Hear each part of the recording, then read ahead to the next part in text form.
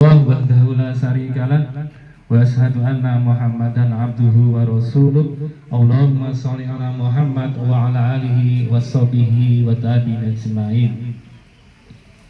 Bapak Ibu yang dirahmati Allah, alhamdulillah dengan nikmat Allah kita bisa berkumpul pada pagi hari ini. Semoga pertemuan ini memberi kemanfaatan bagi kita di dunia dan akhirat. Salawat dan salam kita curahkan pada Nabi Muhammad SAW serta sahabatnya, tabi'in serta berikutnya sampai akhir zaman. Bagaimana kabar Bapak Ibu? Sehat? Alhamdulillah. Masih sehat ya? Alhamdulillah. Allah berfirman yang sudah dibacakan Ibu tadi yang namanya lupa, Ibu Rahim, dalam surat Ali Imran ayat 133. A'udzu billahi minas syaitonir rajim. Bismillahirrahmanirrahim. Wasari'u ila maghfiratin min rabbikum wa jannati arduha samawati wal ardh u'iddat lil muttaqin. Bersegeralah kepada ampunan Tuhanmu dan surga yang luasnya langit dan bumi yang disediakan untuk orang-orang yang bertakwa. Kita supaya disuruh memohon ampun kepada Allah, dan kalau Allah mengampuni maka Allah akan memasukkan ke dalam surga yang luasnya langit dan bumi. Karena ada yang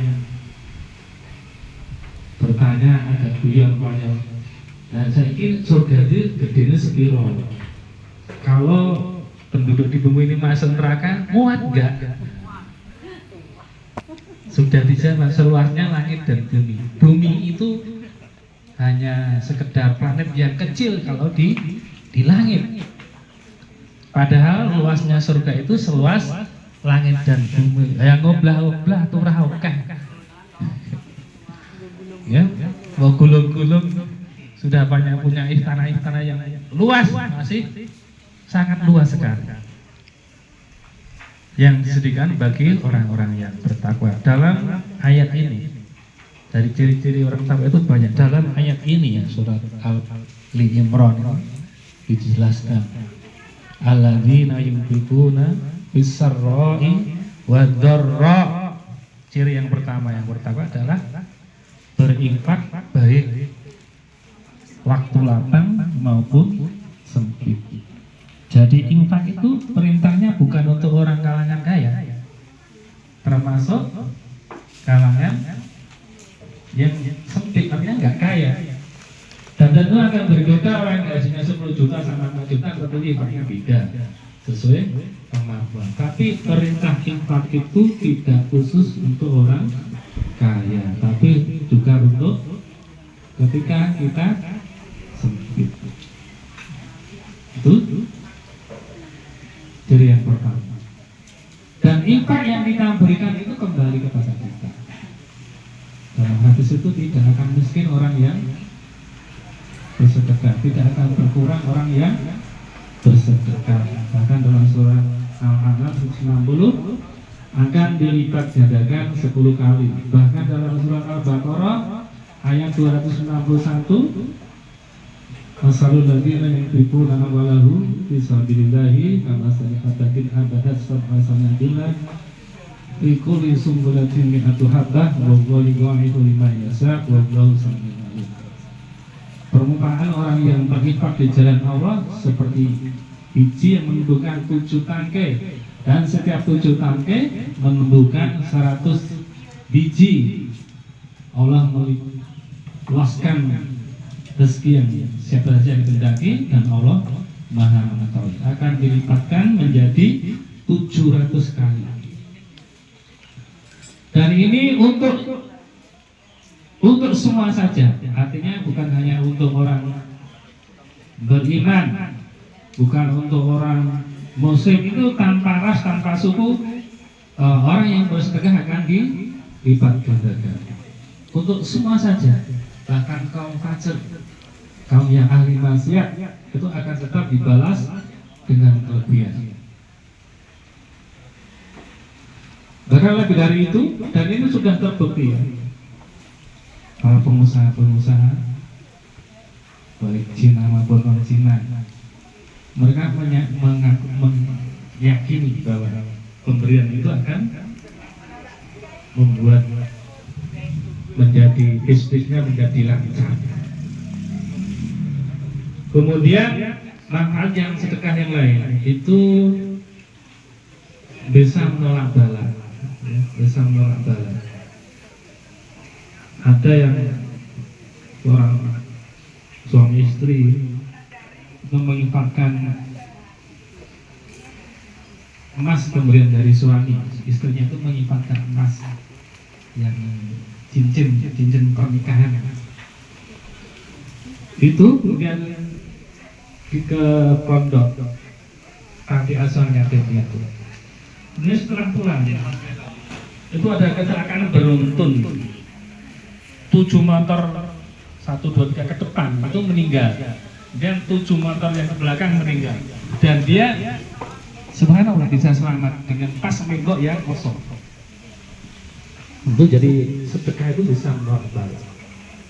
Kemudian juga sedekah itu bisa menyembuhkan penyakit. Dan sudah hadis yang oleh Baihaqi, obatilah sakitmu dengan sedekah. Ada yang kena kanker, bapak-bapak yang masih muda itu kena kanker, dan kemana-mana itu nggak sembuh-sembuh. Kemudian sudah ketika dia dia melihat seorang ibu lepas penggilingan itu kan ngecer, itu diambil. Lah bapak ini tanya kepada yang penjual daging sapi, itu siapa? Itu Pak, itu tetangga saya, dia anak ganda tinggal suami. Dia itu kemudian itu mengeluarkan uang dari dititipkan kepada penjual itu, diberikan kepada janda tersebut. Kemudian subhanallah, setelah itu tidak lama ketika dites di dokter foto rongsor darah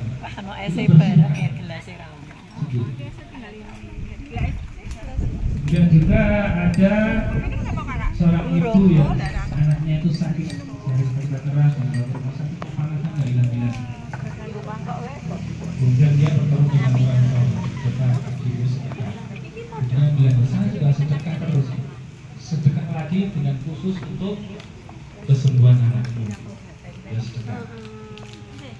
Panasnya nggak turun-turun, terus menelpon itu, Pak Kiai, saya sudah sedekah lagi, tapi kok anak saya masih panas nggak sembuh-sembuh di rumah sakit. Dan Pak Kiai itu menjawab, sedekah lagi, kamu orang kaya, sedekah yang lebih banyak. Akhirnya mobilnya itu dipenuhi sembako, sedekah ke suatu yang membutuhkan. Setelah itu, setelah beberapa lama lagi, anaknya itu panasnya hilang. Jadi banyak manfaatnya sedekah. Kemudian ayat berikutnya ya.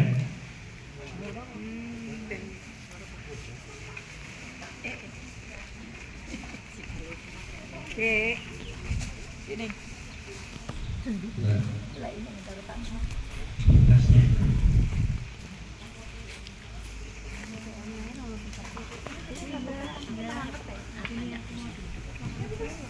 Wal kadhimina ghaidha wal afina 'anil nas wallahu yuhibbul muhsinin, yaitu yang menahan, cerita yang kedua menahan amarah, Kemudian yang ketiga, memaafkan orang lain. Memaafkan orang lain. Wa'afina anin nas.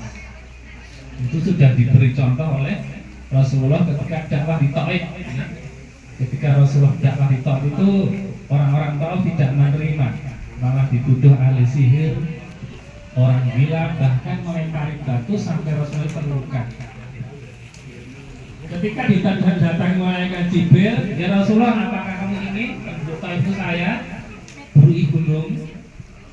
Dan Rasulullah menjawab, tidak. Saya menginginkan generasi setelahnya menerima Islam. Ternyata betul ya. Setelah itu orang-orang Taif generasi setelah itu pada menerima Islam. Jadi Rasulullah memaafkan orang-orang Taif yang menyukainya. Dan dulu ada kisah seorang kiai ya, ketika ditusuk santrinya ya, ditusuk santrinya. Dan kiai ini dibawa ke rumah sakit. Pak Kiai, bagaimana dengan santri yang menusukmu? Dan Pak Kiai ini menjawab, dia sudah saya maafkan. Walaupun dia belum minta maaf, sudah saya maafkan. Jadi jiwa-jiwa pemaaf Allah mencintainya, termasuk ciri-ciri yang orang-orang bertakwa. Kemudian yang terakhir, waladina idza fa'alu fahisatan aw dzalamu anfusahum dzakarullaha wastaghfiru lidzunubihim wa may yaghfiru dzunuba illa Allah wa lam yusiru 'ala ma fa'alu wa hum ya'lamun.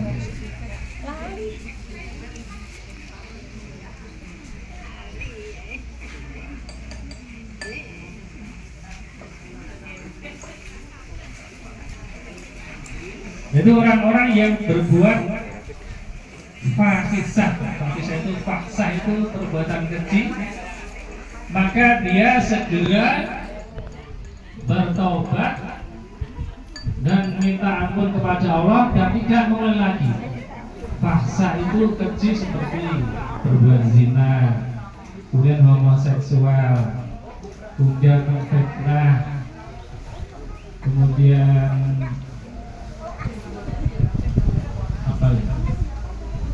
homoseksual, fitnah, ya semacam seperti itu namanya perbuatan fahsya. Fahisatan dari kata fahsya. Kalau dia berbuat seperti itu, dia langsung mengingat Allah, bertobat dan tidak mengulangi. Yaitu ciri orang yang takwa yang keempat dalam surat Al-Imran. Kalau sudah ada empat ciri ini, maka Allah memasukkan ke dalam surga yang mengalir sungai-sungai di bawahnya. Itu janji Allah. Semoga kita termasuk menjadi bagian dari orang-orang yang bertakwa yang nantinya masuk ke dalam surga yang mengalir sungai-sungai di bawahnya. Saya kira sekian waktu saya 10 menit.